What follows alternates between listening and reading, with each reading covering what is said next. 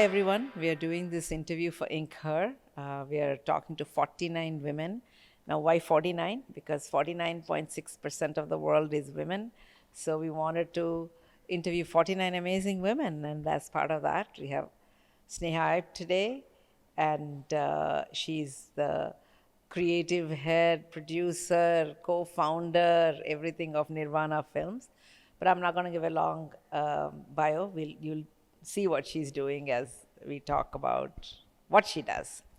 So, Sneha, your organization, you create ads, and it's like every one of them is making a film. It's as though you're making 30-second, 1 minute films, many of them at any given point of time. So tell us a little about how it works in terms of pulling a team together, inspiring them, because every ad is a new set of people. And you have some standard set of people who work with you in your company. But what do you find today in the post-pandemic world or whatever, the leadership style, what works? How do you need to lead the group? How do you need to inspire them to stay together as a team, even though they just come together for a little while? Yeah, thanks, Lakshmi. So, the role of a producer or executive producer in a company, in a production house, which is what our firm is yes, once we get a script from a client or from an agency, what we do is we evaluate who needs to be on the project, like what talent do we need to come on board. And then, sort of, we welcome all inputs, but the director is the one who sort of scripts or how do I say this? Basically, makes sure that whatever is required to land that message is is how you craft the whole thing, and you get people to come. And it's like it's like working with an army, because everything is a specialty, and you need all these people to come together, but to deliver on the vision that you have. So it is teamwork, and it is, of course, everyone's input is important. It's like saying I would go to A.R. Rahman, but I can't tell him, how the guitar on that piece has to sound or what the melody has to be. So you expect that, or you work or you collaborate with people who bring in their expertise, and you rely on that, but all towards a particular vision. How do you keep them together? It's invariably the piece of work that you're doing and the excitement that keeps you going. I think it's sort of most films, every film that we do is like your first, in that sense, it's like your baby, and you give it a lot in terms of input, time, energy, love, and everyone, I think, feeds off the energy of everyone at the top. So you have to pass the baton, you have to make them work with you, you have to make them see the point of what you're doing. And it's incredible how much love people can pour into a project. And I think a lot of our work is really about bringing people together and tapping the best from them. So, in the work that you do, is there a difference between um, working with, kind of talent versus working with kids versus, I mean, there's a lot of things that you do, right? In terms of you work with animals, you work with children, you work with celebrities, you work with, musicians, like all sorts of people. So, how do you, what kind of work ethic you need to have so when the celebrities or someone shows up, it's a camaraderie, it's an equal relationship, not like they swoop in and swoop out kind of a thing. So, how do you establish an equal relationship with someone who's super famous?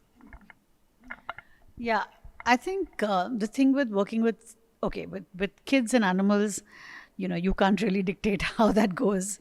But, you have to meet them where they are. You have to understand what they bring, and you have to make them comfortable primarily. And then you work around what you have.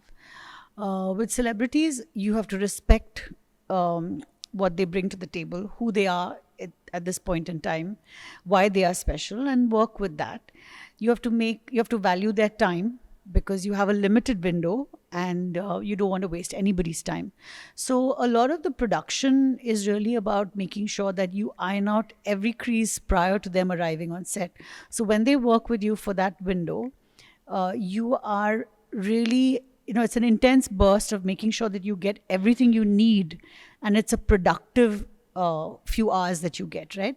So in terms of prep, setting up, rehearsing, pre-lighting, making sure that they walk in, and from the time that they come onto your shot, they just have to focus on what they're supposed to do, as opposed to then for us scurrying around in the last minute. So it's really about organizing, planning, prep work. So we really value, for us, that's very important. So you run productions where you try and get to as seamless a flow as you can get, and that's the strength of a good producer. Yeah. Now, how did you know this is what you wanted to do? You're a producer, you and your husband worked together, you started working together, and that became a company, etc. But what did you study, and how did you know this is what you wanted to do? How did you fall into this? So this is completely by chance. I knew I was a people person. I was all over the place. I don't think I had a plan really, but I remember talking to an uncle who said, "I think you'd be good at HR," and then I said, "No, I'm not sure."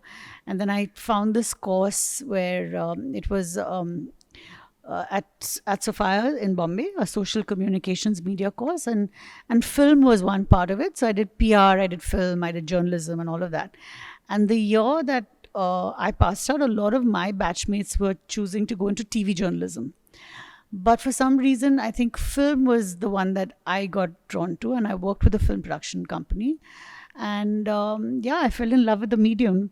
So the rest was history. And then when Prakash and I started Nirvana, of the two of us, I felt that he was going to be a very bad producer because he had no clue how to run a business. Not that I had a clue, but I thought I was better than him. So we started off as two directors, but I eventually started to manage all the back end and, running the show really. And then that became something that I did. And I think that, of course, that's the designation, but I don't consider myself to be a producer. I feel like I have more creative juices flowing. So both of us are sort of complementary in that sense. We lean in on each other's strengths, and that's how we've sort of grown over the years. We know when not to tread onto each other's toes. We keep our compartments separate, but we also lean in and rely on each other a lot for, your instinct. Like, what do you think about the script? Should I do it? Is this something that I can pull off? That kind of conversation is very much part of what drives us. So do you think of being a director? Do you miss that creative side, even though production has a creative in its own way? Every job is creative in its own way. But obviously direction is different than production. So do you ever think about it? I do a lot actually. So I used to direct, and in the early days I had a lot of films that I directed, but life happened. One had to take care of the business, and then kids happened, and all of that sort of derailed the direction part of it. But it's not too late. I think I am dabbling with writing, so who knows? Maybe that's the next, the second act. Yes, yeah, absolutely. Tell me a little bit about how you were raised, your parents. Where were you raised? Because, obviously you had freedom to choose what you wanted to do, and you got into production. And so tell me a little bit about how were you raised and what were the things you learned at home? So my parents, I think a lot of credit to them. And now in hindsight, I definitely think that whatever their parenting style was the best, because you suddenly compare yourself with the rest of the world and you say, oh my God, I had it so easy. There was room for dialogue, conversation. They held space for my brother and me. He's an architect. I was free to choose whatever I wanted to do. Yes, we would argue, disagree, whatever, but it was never, there was no diktat. You were always free to choose, fall, and then like I said earlier to you, I think, the door was always open for me at home. I could make whatever mistakes in my life, but they never shut the door on me. I was given so much love, and there was so much kindness, and there was so much intellectual stimulation with discussions, and it felt like such a place where we could thrive and discover who you were. So I think my parents really got that part right. They were very different people, but I think also by lived example, how much of respect they had for each other. They gave each other a lot of space. My mom was a teacher. She taught English in SNDT University, and then at the age of 40, she went on to learn gemology, and she started her own business. My dad worked he was a lawyer he studied to be a lawyer, but he didn't practice law. He worked for the Gems and Jewelry Export Promotion Council in Bombay, and then he grew the ranks.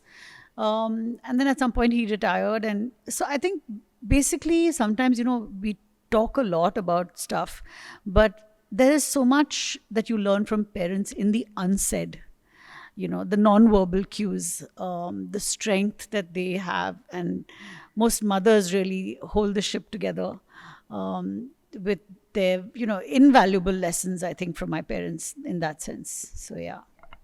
And how does that, now you have twin boys and you have a daughter, how did the way you were parented influences your parenting? Or there are times, do you think that, oh my God, I have to do more of what my parents did and let them go? Or how does it affect your raising your children? So I don't feel the need to burden myself with that kind of pressure. Each child is different. I have 3 kids. They're all special and then in their own way. I learn a lot from them. I feed off their energy, and I think what I do is I meet them where they are. So as a parent, yes, you have to nudge, you have to guide, but you don't have to take yourself so seriously that you're constantly having to dictate to them what to do. You can show them or shine light on something, but ultimately, I learned from making my own choices and my own mistakes, and I hope that they do too. And I believe that it's a continuum. At some point, they will blossom into becoming whole human beings and embrace whatever experiences in front of them. So I really look forward to seeing what will become of these kids. We can only provide for them experiences or conversations, or show them by lived example who you are, and then hope for the best. And I don't think that parenting shouldn't come with fear. Parenting should come with joy, and parenting should come with embracing them as they are. So I hope that these guys and my little one will, well, she's not so little anymore, but I hope that they will sort of discover the full range of what it is to be human. Right. And, now each child is different, right? And you have 3 children, and I'm sure all 3 of them are very, very different. What do you think it is in they all grew up in the same house, they have the same parents, same everything. Why is it that each one turns out so different? Is there a nature versus nurture kind of conversation? If it's everything nature, then what does the nurture got to do? Have there been any observations in you of what makes somebody turn how? Well, there is the nature versus nurture. I mean, we are 2 sets of gene pools, or 4 sets. So it is likely that one will be and my first set are twins, and they're like chalk and cheese. They're not at all like each other. And my mom used to say that she read in the Reader's Digest that, paraphrasing, but there were 6 rules on how to bring up children. And this lady says she had 6 children and then no rules, because each child is different, and each child poses a different kind of challenge for a parent. But that's the beauty of it. I wouldn't have it any other way. I mean, I really celebrate each person, each individual for who they are. And the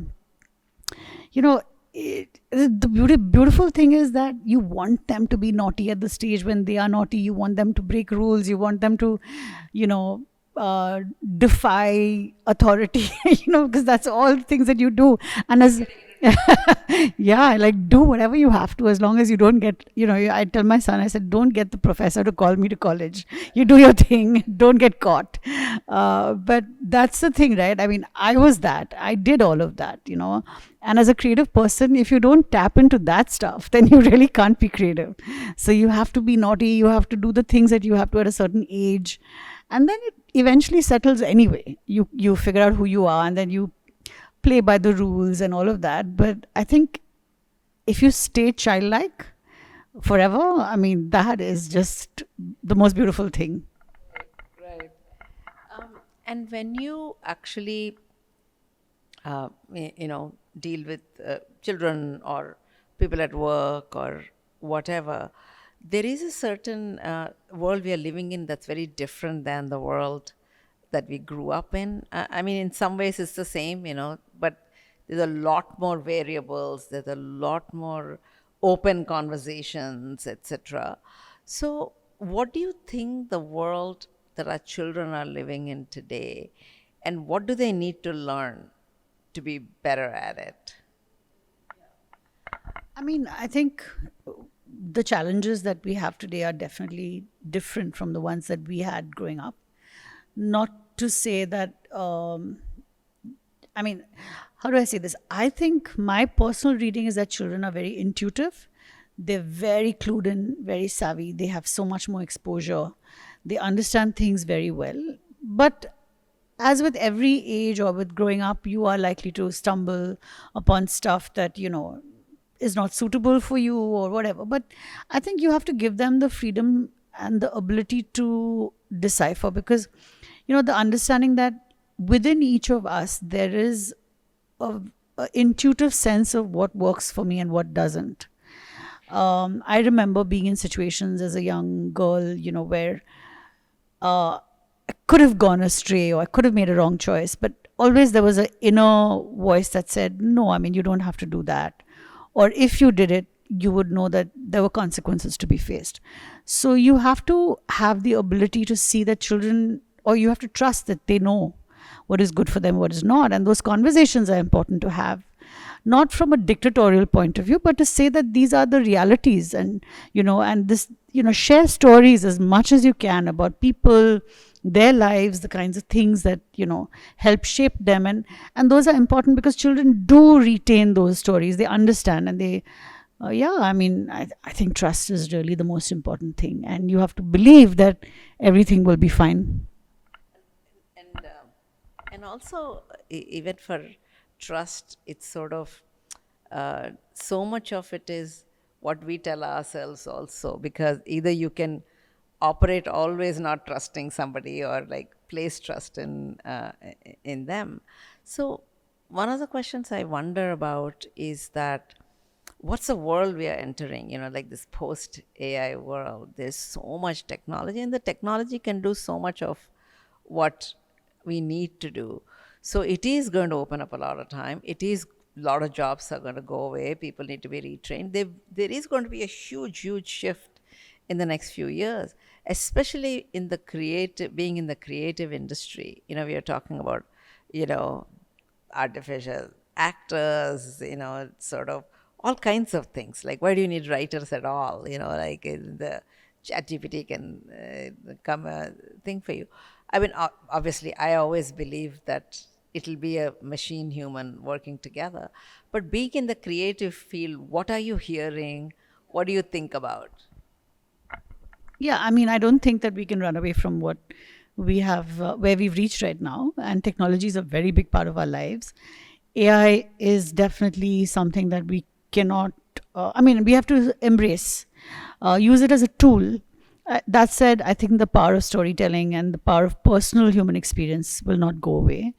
In fact, the power of crafting something, making something, it'll take a new form and shape. But I think people will still seek out those that can leap from the common denominator. It's like saying, what calculators did for math, right? These are tools. I mean, if you look at it, there are books that anyone can write, but why will Lakshmi's book be special? Because it'll come from your lived experience, your voice, what happened to you as a child, who you've become, right? So that is not going to go away. I think there's always going to be um, a voice there. Of course, we will have a lot more to consume from, but we can choose what we want to consume. And I think it'll become more hyper specialized. There will be all of those things. See, the thing is, we don't know how to navigate that world yet. So everything that is in the unknown spectrum makes us fearful of it. So if we can put the fear aside and watch and see how this goes, and then pick and choose what works for you. And, you know, in the worst case scenario, if none of this exists in the form that we know it, then it's fine. We'll go back to farming or fishing or whatever it is that gives us joy. Because I heard Elon Musk say in some interview recently that we're all going to have a lot of time for ourselves, which may be a good thing.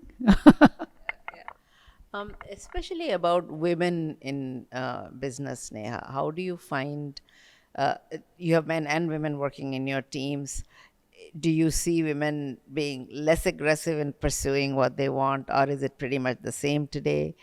And what would you like to see women do more of? So with women, I think it's a big balancing act, right? They have multiple roles to play. And you can't come home and just hang your boots and sleep, because you have, your engine is running 24/7. You have to worry about kids, home, grocery list, in-laws, parents. I mean, it just doesn't end, right? So I think, and that's kind of, the narrative is that you are sort of multi-faceted, talented, whatever. So therefore, a lot of the load comes onto you. So I think as women, you have to find balance. You have to understand what works for you, what doesn't work for you. Find things that are convenient for you. If you need a house help who's managing all your stuff, then get that house help. Make sure, So I think, or you need a nanny or whatever it is, but not at the cost of individual pursuit. If you have something that really drives you and you want to wake up to it and follow your purpose, then so be it. You have to make time for it. You have to find a way to balance all of this.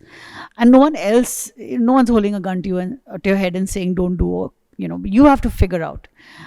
So a lot of the work is really what you put in and what you want. You have to script that narrative for yourself and go after it, like unabashedly. So thank you so much for your time, Sneha. I think I would love to see all the women out there, take inspiration from the kind of work that you do, and also to know there are so many aspects of something. Like when we see an ad, we only see the actors or something, but there's music, there's sound, there's light, there's production, there's direction. I mean, even in the film, there's just so many things. So you're at the top of that game. So it's wonderful to have you and do this. Just one thing I want to say is that while we have, the man versus woman narrative, I must say that I had a lot of men and women in my life who encouraged me, who were mentors, and not everyone is, sort of a bad influence or any such thing. I mean, you have to be human first, and you have to understand that you can learn from anyone, you can encourage anyone, all of us have a role to play. So I think, yes, and whatever kindness you have, pay it forward. I think that's the main thing, wherever you can. And in your world, there is a way to reach people and transform lives, or at least make them see with clarity what are the choices that they can make and how they can live. So yeah, hopefully the next decade of my life, or next decade or two, or whatever, will be a beautiful one, because I think right now I'm spending a lot of energy pouring into myself, and it overruns, then I'll have a lot more to give. No, I just do want to wrap up with saying it's absolutely right that while women are underrepresented, we do need to work on it, but it has to be about men and women coming together to do it. And there are many men who are great. There are many women who are not. It's like all over the place. Good, bad is there in everything. So I do want to wrap up by underscoring what you're saying in terms of let's be good human beings, and we all are in it together. With that, thank you so much.